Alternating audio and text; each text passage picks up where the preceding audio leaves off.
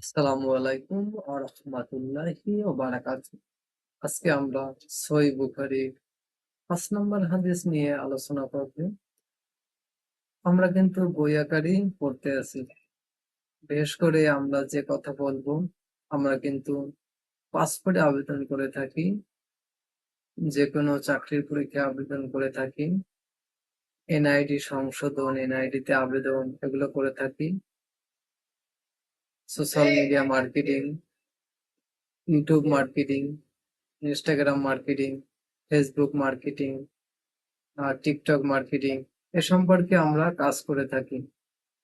যারা আমাদের সাথে যোগাযোগ করবেন, ফেসবুক পেজে আমাদের নাম্বার দেওয়া আছে বা ইমেল অ্যাড্রেস দেওয়া আছে, এখানে ইমেল করতে পারেন, নাম্বার এসএমএস করতে পারেন, ফোন করে কথা বলতে পারেন।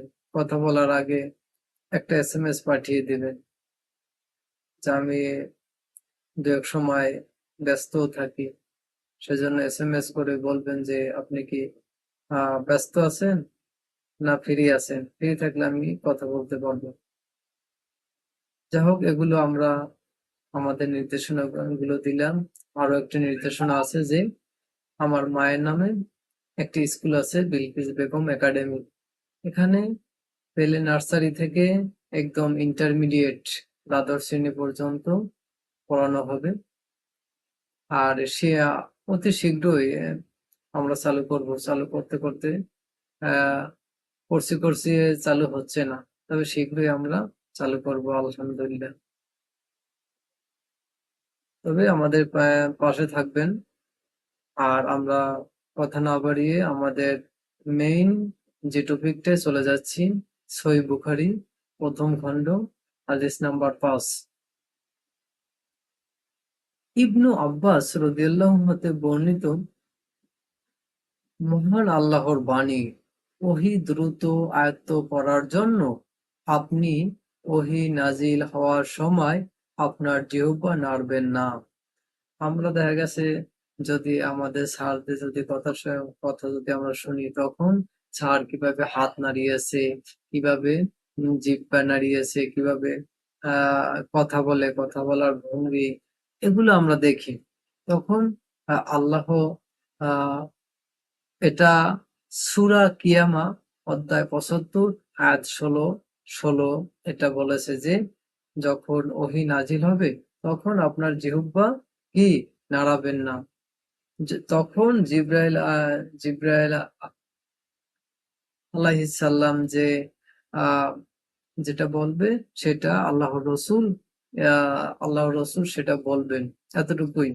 আর মুখস্থ করার দায়িত্ব এটা আল্লাহ তাআলার।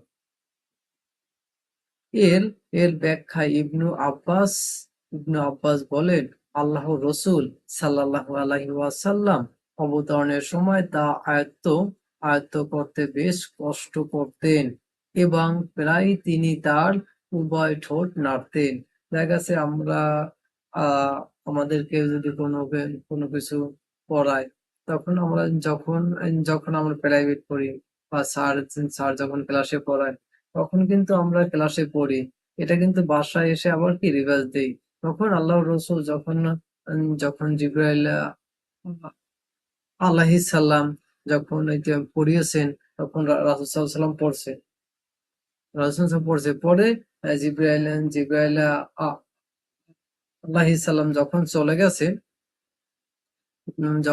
গেছে, তখন কিন্তু পরে রাসূল সাল্লাল্লাহু আলাইহি ওয়াসাল্লাম ওইটা আবার কি পুনরাবৃত্তি করতেন।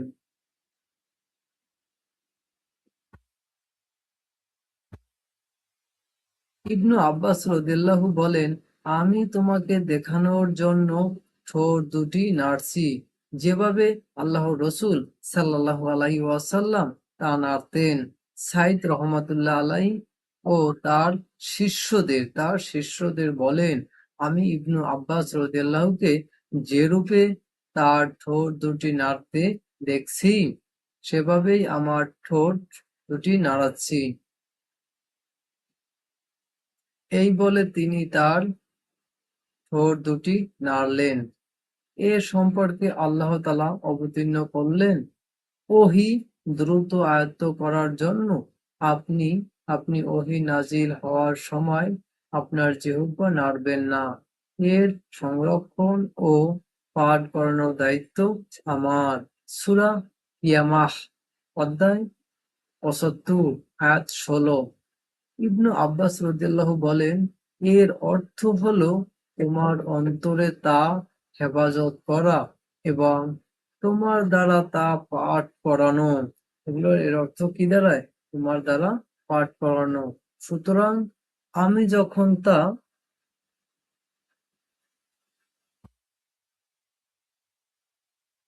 সুতরাং আমি যখন তা পাঠ করি তখন আপনি সেই পাঠের অনুসরণ করুন।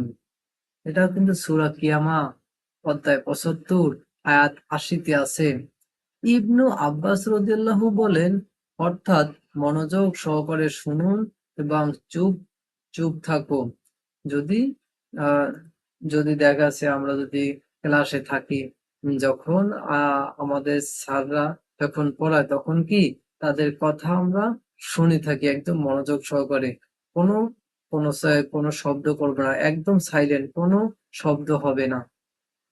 আমাদের অনার্সের এক স্যার ছিল, যখন সে ক্লাসে ঢুকতো তখন কেউ কেউ শব্দ করতো না, তার কথাগুলো এমনি ভালো লাগতো। আর ওই স্যার ছিল সবার সেরা, সবাই তাকে ভালোবাসতো, ছেলে হোক মেয়ে হোক সবাই তাকে ভালোবাসতো। তারপর দেখি আমরা, তারপর এর বিশদ বর্ণনার দায়িত্ব তো আমারই। সূরা কিয়ামা অধ্যায় ৭৫ আয়াত ১৯। এটা এটা আল্লাহর রসুল, আল্লাহর রসুলকে আল্লাহ তাআলা বলছে, আপনি মনোযোগ সহকারে শুনুন এবং চুপ চুপ থাকেন। আপনার যে যে এটা আয়ত্ত করার দায়িত্ব আমার। আর এটা এটা পাঠ যে করবেন, আপনার মনে স্থিরতা এগুলো যে আপনার ভিতরে থাকবে, এই দায়িত্ব কি? অর্থাৎ তুমি তা পাঠ করবে, এটাও আমার দায়িত্ব। এটাও কি আমার দায়িত্ব।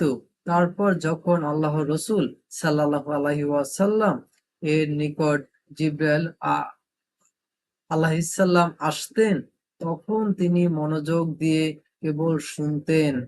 তখন কি মনোযোগ দিয়ে সব কথাগুলো শুনতেন। জিব্রাইল চলে যাবার পর তিনি তিনি যেমন পাঠ করেছিলেন, আল্লাহর রসুল সাল্লাল্লাহু আলাইহি ওয়াসাল্লাম তদ্রূপ তদ্রূপ পাঠ তদ্রূপ পাঠ করতেন।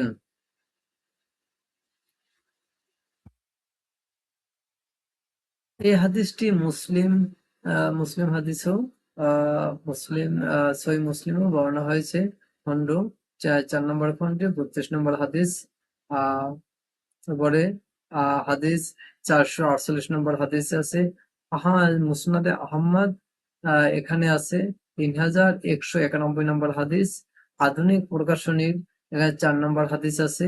ইসলামিক ফাউন্ডেশন যে প্রকাশিত বুখারি আছে, এর ৪ নম্বর হাদিসের শেষ অংশ এটা। আমরা কিন্তু ৫ নম্বর হাদিসটি আমরা সম্পূর্ণ পড়লাম, একদম বই আকারে আমরা পড়ে ফেললাম। আপনারা যারা দেখা গেছে হাদিস সংরক্ষণ আহ বই কিনতে পারেন না, তারা সোশ্যাল মিডিয়ায় কিছু ভিডিও দেখবে, তাহলে তো আপনাদের পড়া হয়ে যায়। এরকমের ভিডিও ভিডিও আছে, আমার ভিডিও হোক বা অন্য একজনের ভিডিও হোক, আপনি দেখবেন, তাহলে তো আপনার পড়া হয়ে যায়। আর এই পড়াটা আপনি দেখা গেছে একটা নোট করবেন, একটা খাতা নিয়ে নোট করবেন, তাহলেই দেখা যাচ্ছে আপনার আরো স্মৃতিশক্তি বৃদ্ধি পাবে। স্মৃতিশক্তি বৃদ্ধি পাবে। দেখা যাচ্ছে একজন স্যার বা একজন শিক্ষক যদি যে কোনো একটা কিছু শিখে পরে আবার এইতে নিজে নিজে আবৃত্তি করতে হয়, ওটা পুনরাবৃত্তি করতে হয়। দেখা গেছে যদি আমি বা আপনি যদি ওটা পুনরাবৃত্তি না করেন, তাহলে কিন্তু ওটা আস্তে আস্তে ভুলে যাবে মানুষ। এরকমই। আর আমাদের সাথেই থাকবেন, আমাদের চ্যানেলের সাথে থাকবেন। আমাদের ফেসবুক পেজ আছে, ইউটিউব চ্যানেল আছে, ইনস্টাগ্রামে অ্যাকাউন্ট আছে, টুইটার অ্যাকাউন্ট আছে, আমাদের টিকটকে অ্যাকাউন্ট আছে। আহ এরকমের। আমাদের সাথে থাকবেন, আমাদের ভিডিওগুলো দেখবেন। আসসালামু আলাইকুম রহমতুল্লাহি ওবারাকাতু। আর আমাদের ভিডিওগুলো যদি আপনাদের ভালো লাগে তাহলে লাইক করতে পারেন, শেয়ার করতে পারেন, আপনাদের বন্ধু বা সহপাঠীর মাঝে এটা শেয়ার করতে পারেন। আসসালামু আলাইকুম রহমতুল্লাহি ওবারাকাতু।